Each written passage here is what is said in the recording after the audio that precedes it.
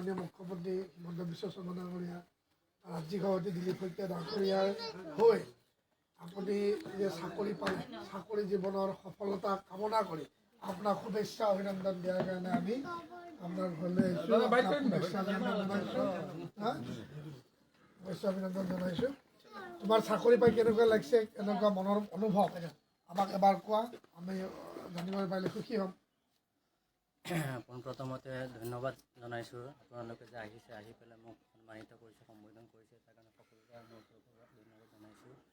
লগতে অসম চৰকাৰৰ হিমন্ত ছাৰক ধন্যবাদ জনাইছোঁ যে তেওঁ ইমান সহজতে আৰু আৰু কি কয় নিকা চাকৰি দিছে। ছাত্ৰ ছাত্ৰীৰ যিটো অভিজ্ঞতা আছিলে সেই ওপৰত ভিত্তি কৰি পেলাই যিটো স্পষ্টকৈ আৰু নিকাভাৱে যিটো নিযুক্তি লাভ দিছে, সেইকাৰণে সকলোকে মই ধন্যবাদ জ্ঞাপন কৰিছোঁ।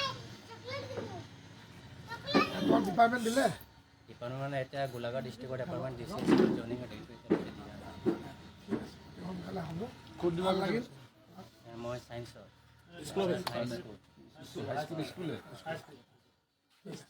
দেউতালৈকে আপোনাৰ এইটো ৰিজনেশ্যন এইটো শুনা পালোঁ, মই আপোনাক এইটো হ'ব ঠিক আছে, ভাল লাগে দিয়ক।